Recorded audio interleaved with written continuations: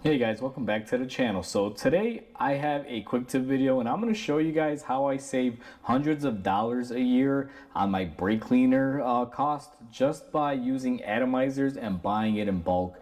And I'm going to take you guys through the process and show you how it all operates, from the atomizers to the filling system and everything. And you guys will probably realize by the end of this video that if you are a do-it-yourselfer and you are a mechanic or a shop owner, that this may be the best way to go in saving hundreds of dollars when it comes to brake cleaner costs in your shop, or just as a hobbyist, spending $5 to $10 a can, you'll wind up saving a lot of money using this method. So before we go ahead and begin, guys, if you guys haven't subscribed to the channel, hit the subscribe button down below. Definitely smash that like button because it helps the channel out. And with that said, let's go ahead and get started on today's video, and let me show you guys the process that saves me hundreds every year. So for those of you that have been watching my videos for a while, you know that I like using brake cleaner in almost every job. And if you're a mechanic, you already know that you love the stuff too.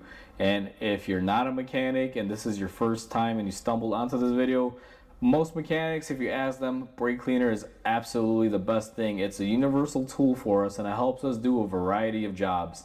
Now, brake cleaner is great for cleaning brake parts, what it's intended to, but I've also used it for so many other things. I use it when I do oil changes. It helps me clean up oil spills and things that might be left over on, let's say, a frame. When you change a filter, oil residue, this stuff works great. So it's a universal tool in automotive. You can pretty much use it on anything, and it's a very highly priced commodity in this field. Now, when I started off my shop, I was buying brake cleaner in packs of 12, basically a dozen, and it was costing me around $35 to $40. And I did that for, I want to say, about a year or two, until I started adding up the cost of it, and it was getting pretty expensive. Now, most brake cleaner cans are about $5 to $10 depending on the brand that you buy. They all advertise different things. Some of them will have like high pressure, they'll have more, things like that. But at the end of the day, it's brake cleaner. It's basically the same stuff in almost every can. You can't really improve on it that much more. Its intended purpose is to clean stuff and evaporate right away. So given that, I started trying to figure out ways to save money. And I remember working at a dealership where they would buy gallons of brake cleaner in drums, and they would issue their technicians these atomizer bottles, which is what these are. Now, you guys have seen this black one in a lot of videos that I do, and I also have this other one here that's a newer edition, I guess you could say, because it's a lot cleaner. Now, I've had this one for about 5 years now, and it's been great, have no issues. I decided to buy another one as a backup and have it on hand. And the way that these work is basically they are refillable bottles that you can refill with brake cleaner and then pressurize them, and you'll be able to use them like a brake cleaner can, except that you're cutting down the cost of how much you're spending per fill up. Now, a lot of you may be wondering, Mike, how are you able to fill that up? Well, here's the thing. Depending on where you're buying your parts from or your distribution centers, if they sell brake cleaner cans, more than likely they're probably going to be able to sell you a 5-gallon pail or 55-gallon drum or some sort of variation where you can buy the brake cleaner in a bulk capacity, which is just beyond the can. And that's how I fill these up. Now, after I got rid of using the brake cans and I started using these atomizers, I was buying a 5-gallon bucket of it. And what I would simply do is just fill them up as I needed. And I did that for a number of years until I finally realized it was kind of wasteful in a sense, because the 5-gallon pail, unless you had a funnel, it would take a long time to fill these up. So half the time I just found myself taking this up to the bucket and just dumping as much of it as I could get in here. Sometimes I'd wind up spilling some, and it wasn't very economical because I want to say about half a gallon of that 5-gallon pail was being wasted, just kind of spilling all over the place. After a while, I started doing my research and I figured out that it would actually be a lot cheaper to just buy a 55-gallon drum of it, because buying those 5-gallon individual pails, they were costing me around $65 a pail, and I was able to get many fill-ups on them. I think I was able to get about 2 or 3 months worth. So for the cost of buying two 12 packs equaling up to 24 cans of brake cleaner that will last me a month, I could get 2 months to 3 months out of this 5-gallon container. But a 55-gallon drum is much more cheaper, more economical, and it's a lot easier to use to fill these up than it normally would be. And I figured this out a couple years after getting into a partnership with a company that does coolants and oils and things like that. And they also do brake cleaner, and they introduced me to the system that I have now and the way I'm using it, and it's an absolute money saver. So right now, just not to give you guys exact direct pricing, but a 55-gallon pail of brake cleaner for me, I'm sorry, a 55-gallon drum of brake cleaner for me is around $450. And that will pretty much last me the whole year, if not maybe even more. And just to show you guys how the system works, next thing that I'm going to do is move the camera, take you guys to where I keep my brake cleaner in the 55-gallon drum, show you that setup, and then I'll show you guys how I refill these units as well. So welcome to my back room. This is where I keep some equipment and things like chemicals. So this is my brake cleaner drum. As you guys can see, it's a 55-gallon drum. Now the camera is set up in an angle because this room is fairly tight, so I won't be able to get the whole shot in here. But this is the important stuff right here. So I get this drum delivered from my supplier, and this is the setup. It has 2 ports on top of the drum. One of them will fit this little pump device here that I use to fill up my brake bottles, and the other one is just as a vent port because sometimes this stuff you got to open it up and vent it. But overall, when you do buy your brake cleaner in this capacity, you have to keep it grounded. So there is a ground wire attachment that I have on the drum, and it's also attached to the steel conduit piping of the building for the electrical system. And this is my setup. Now the way this is going to work, and I'm going to go ahead and throw this in my pocket here.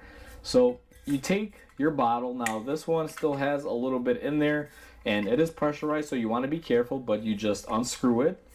Now you'll hear it hissing out. There's going to be some air. You don't want to just open these right away, or you want to make sure you relieve the pressure. Now this one didn't have a whole lot in there, so I'm going to go ahead and open it up, and basically you have one end here, then you have your tank.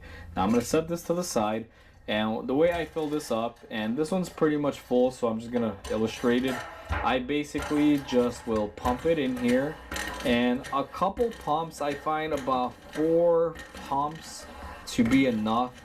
Initially I had to prime this here, so if you haven't filled these up in a while, this pump, you gotta give it a few steps to get it up to scale. But right now I went ahead and I filled up my brake cleaner. It's currently in here. Now this container, you don't fill it up all the way. You want to get it about 3/4 of the way full because you need to leave some room for the air. And what I'm going to do is go ahead and take my nozzle and attach it back into my aluminum canister here, and make sure it's nice and tight, just like that. Now if you were to just pull the trigger on this like I'm gonna do, you guys will see nothing comes out because it's not pressurized yet. Now sometimes you can shake it, maybe make a little bit of pressure and get a little bit of dribble, but you're not going to be able to get much out of it. So in order to use this, we're going to have to fill it up with some air. And the way that you fill it up is if you zoom on in here, you remove this little protector cap. This is a tire valve design. So all you have to do is use your tire pressure gauge, whatever you want to use, and just fill it up. And it'll pretty much tell you when it's full and when it's stopped. Now I'm going to take you to the other end of the shop and show you guys how I fill it up with air and pressurize this bottle. This is the setup, so this is just half of the equation here, and this is how you can save a lot of money.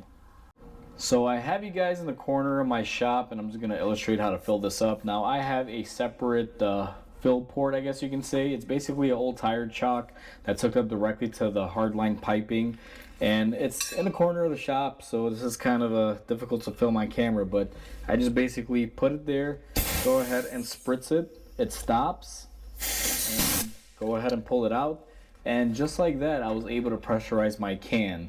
Now you can just use a regular tire valve, but I have this old one that I use on here because sometimes when you pressurize this can, if you stop the airflow on there, it can actually backfeed into your hose here and take out the hose, which has happened to this where this hose fails and I just wind up replacing it. So you don't want to use your really good tire chuck to fill this up because it fills up a brake cleaner sometimes. So my method when I fill it, and you guys kind of heard it there, was when I have this hooked up and I depress the air, which I'm gonna not press because it's gonna get loud.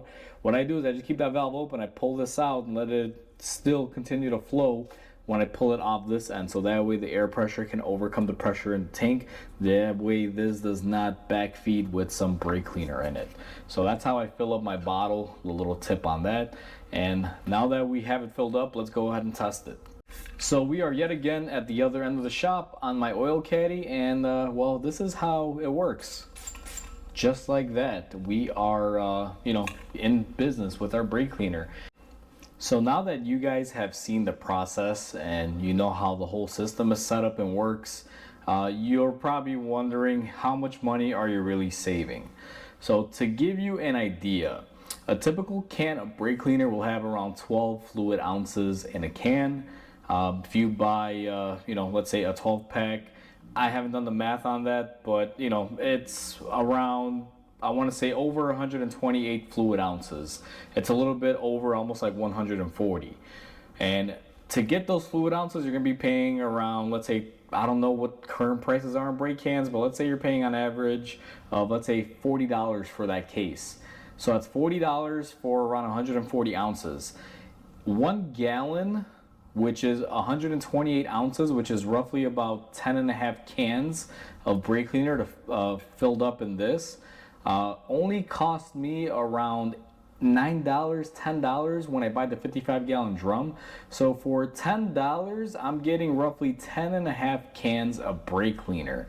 If you break that down by the gallons, that's a lot of money saved and a lot less waste in the world, because once a brake can is pretty much depleted, you're gonna throw it out. You're just creating more waste. Even though the can is recyclable, still you're putting more stuff out there. So at the end of the day, this is not only more economical, it also saves a bunch of money, because you're cutting out the middleman and you're cutting out the production of the can. When you buy something at the store like brake cleaner, not only are you paying for the product, you're paying for the manufacturing and everything else.